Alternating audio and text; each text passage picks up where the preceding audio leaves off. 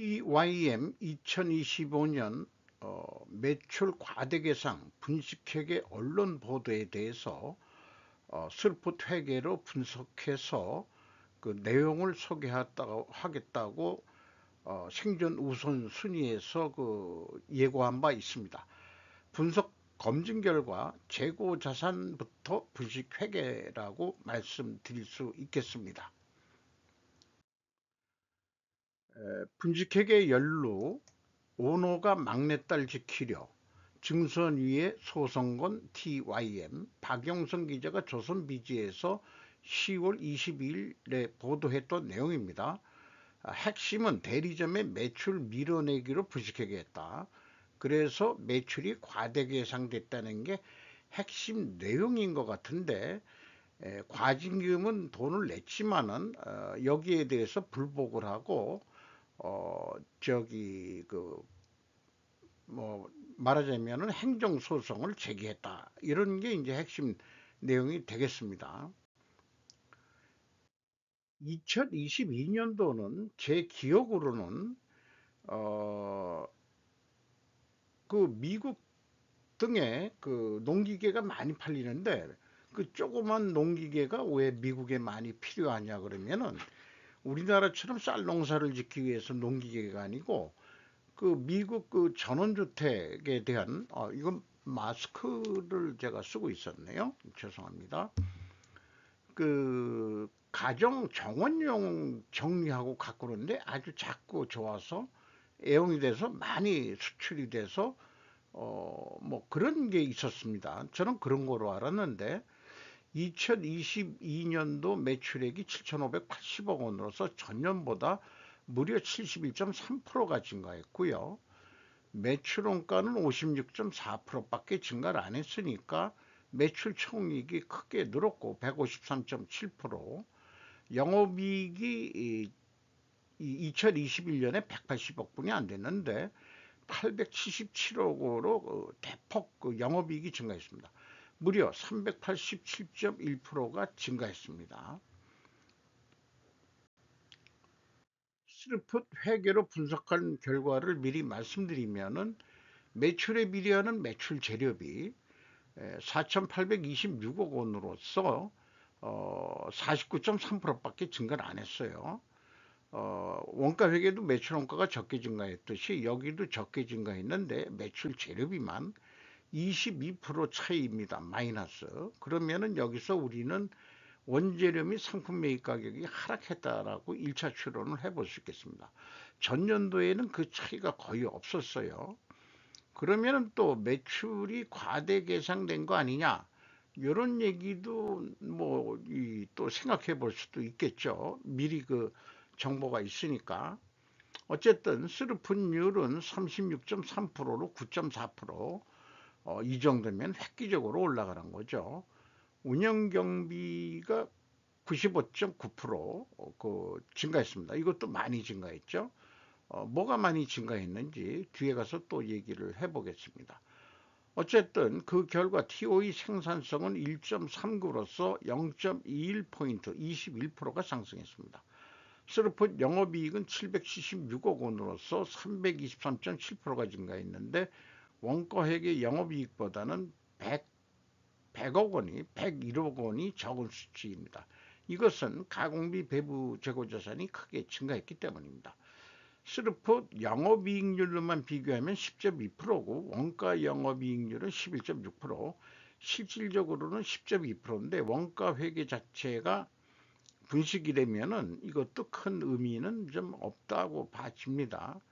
어쨌든 여기까지는 분식회계 했다라고 얘기하기는 하지만은 우선은 저는 재고자산 한 놈만 팹니다.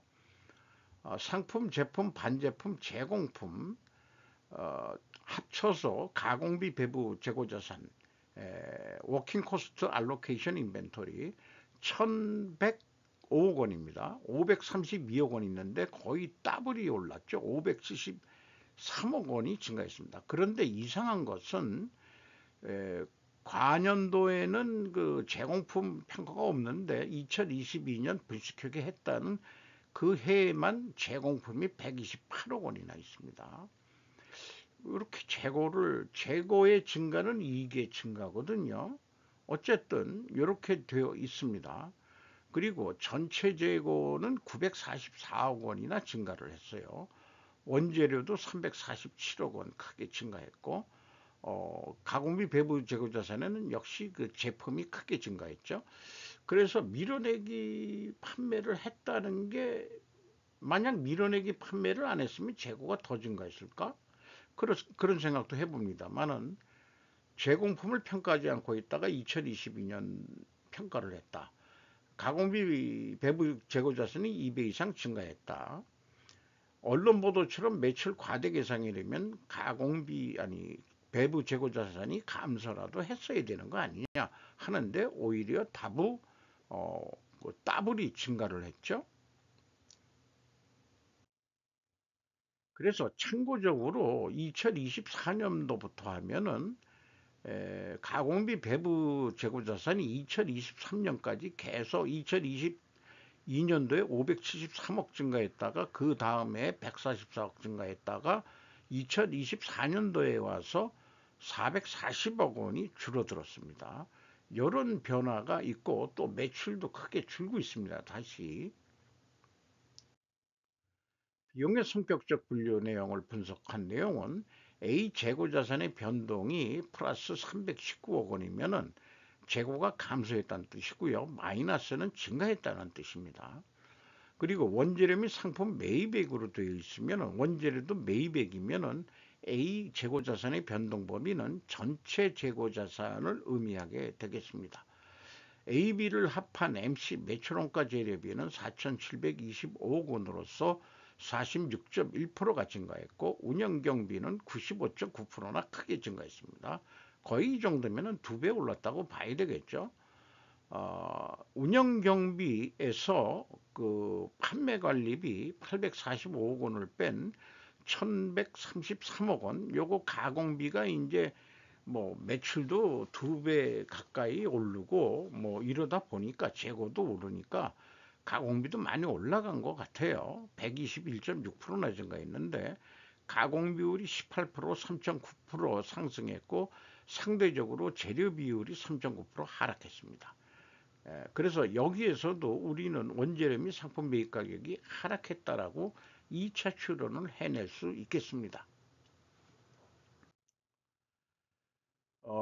재고자산 회계 투명성, 한 놈만 제가 팬다고 그랬는데 일본은 재고자산 명세에 의해서 재고가 573억 원 증가한 거로 돼 있죠. 근데 비성분에는 319억 4,200만 원이에요. 요게 마이너스로 표현돼 마이너스 572억 원으로 딱 표역이 되는 회사여야만 하는 겁니다. 근데 플러스로 돼 있고 여기는 이것도 마이너스면 여기도 마이너스. 2020년도도 마이너스. 어쨌든 이 갭이 892억 원이나 되는데 아까 얘기한 대로 요거는 가공비 배부 재고 자산만이니까 회사는 전체 재고라고 가정한다면은 BWCI의 증감액을 가감해 주면은 오히려 그 차이는 1263억 원이나 차이가 납니다. 그래서 2022년도 부실회계 규모는 1264억 원대라고 인식할 수 있습니다. 갭투의 원인을 추적하는 것은 불가능했습니다. 추정컨대 비성분 재고자산의 변동은 재고가 증가 시 마이너스로 표기되어야 되는데 기본 자체가 지금 잘못되어 있다. 그러면 어떻게 총 비용을 맞췄겠느냐, 기타 비용 등에 두들겨 맞추지 않았겠느냐 하는 게 제 추정입니다. PQ 총 제조 비용도 동일한 차이가 나고요. PQ 총 재료비도 동일한 금액으로 계속 차이가 납니다. 또 마지막 그 보루인 현금 흐름표 기준 전체 재고 자산 2021년도 거부터 말씀을 드리면은 현금이 41억 7,100만 원 나갔으면은 그만큼 증가해야 되는데 38억 8,900만 원뿐이 증가를 안 했다. 그러면은 2억 8,200만 원의 현금을 어디다가 엿바꿔 먹었냐고 물어보면은 그거이 아니고 재고자산 평가 손실이 2억 8,200만 원이요. 이렇게 딱 맞습니다. 2022년도, 2020년도 1억 2,500만 원 차이가 나는데 이것도 추적이 불가능하지만 2022년도 꼴을 보면은 현금이 307억 원뿐이 안 났는데 재무상태표상 944억이 증가했다. 그러니까 재고가 제공품도 없던 게 부풀려졌고 이게 일으킬 수 있느냐? 그러니까 636억 원의 재고가 어느 날 갑자기 하늘에서 떨어졌다 이거예요. 그러니까 매출 과대 계산 이런 문제가 아니고 재고 자산을 그 과대평가해 가지고 영업이익이 더 나게 만드는 거 아니냐? 그러니까 평가손실액을 빼주면은 그 갭은 더 늘어나는데 670억 원이 되겠죠. 그러니까 현금상으로도 670억 원을 어디다 해 먹었다라고 얘기할 수밖에 없는 거 아니냐. 아니면 해 먹었다기보다는 재고 자산을 뭔가 과대 계상을 했다. 자, 매출 과대 계상이 아니고 재고 자산을 과대 계상했다라고 저는 분석을 하게 되네요. 어쨌든 그 원가 회계 영업이익하고의 차이는 검증이 되는데 원가 회계 자체가 분식 회계라면은 그 이 갭을 검증하는 의미는 좀 퇴색할 수밖에 없겠다 이런 생각이 들어가고요. 운영 경비에서 인건비가 이제 또 좀 관심사입니다. 인건비가 무려 57.8%나 크게 증가했어요. 직원 수도 540명, 더블 정도. 뭐 증설이 있었는지 어떻는지 모르겠습니다만은 평균 임금이 거꾸로 8,170만 원대에서 6,390만 원대로 내려갔습니다. 신입사원들이 있어서 그런 건지는 몰라도 어, 어쨌든 현재 2024년도 거 미리 하면은 1,029명인데 2023년에 9,450만 원으로 이때 크게 뛰었습니다. 자, 임금 수준이 이렇게 평균이 안 맞는 것도 문제가 있는 회사 같아요. 그럼 신입사원이 들어왔다 나갔다 뭐 이런 얘기인데 왜 그런 일이 있겠냐 그러면은 여기 2022년도까지는 수출 비용, 지급 수수료 이런 계정 과목이 제일 많이 나간 돈만 뽑은 건데요. 수출을 많이 했다면 수출 재비가 늘어나야 되는데 거꾸로 수출 비용은 줄어들었으니까 국내에 판매를 많이 했다고 봐야 되는 건데 지급 수수료는 또 더블이 뭐 아니 54.1%가 증가했고요. 그 2024년도 거를 미리 좀 따로 좀 해야 되겠지만은 1인당 평균 임금이 9,280만 원으로 대기업 수준이 됐습니다. 여기 2020년도에 8,170만 원인데 제 생각에는 이게 2024년에 외주 영역비하고 관련이 좀 장기 근속이고 오래된 사람들이 좀 나가서 일을 하고 있는 게 아니냐. 그러니까 직영 인원은 신입사원이 들어오면은 540명이나 이렇게 뛰었는데 그 뭐라 그럴까요? 그 저임금 임금사원 그러니까 고임금 임금사원들은 내보내고 하청 처리하는 거 아니냐 이런 상상까지도 하게 되네요. 어, 아마 이런 부직회계 여부 이런 등은 이 외주 영역이라든지 좀 밀린 사람들이 뭐 했을 수도 있는 거 아니냐 뭐 이런 상상 이거는 이제 소설 상상을 얘기를 해봅니다. 근거가 이시하는 얘기는 아니니까요. 그렇게도 한번 추정을 해볼 수 있지 않냐 이런 생각을 해보게 됩니다. 경영평가 지표로서 가공비 배부 재고자산 회전율이 7회전에서 5.3회전으로 떨어졌습니다. 2020년보다 더 떨어졌죠. 매출은 더블 정도로 늘었는데 재고 회전율은 또 줄어들었다. 슬픈율은 9.37%가 상승했고 역방향면 분식회계 개연성 가정을 세웁니다. 그래서 여기 그 조견표처럼 역방향이기 때문에 비식회계 개연성 가정을 세우는데 이것을 반증하려면 원재료 가격이 상승해야 되고 판매 가격도 인상이 돼야 됩니다. 또 하나 재고 회전율이 하락했다는 건 수량으로도 검증을 해야 될 겁니다. 만약에 원재료 가격이 상승한 게 아니고 하락했다면은 반증해 볼 수 있는 것은 수량으로도 그 있어야 된다 이거죠. 그 재고 회전율이 감소했어야 된다 이거죠.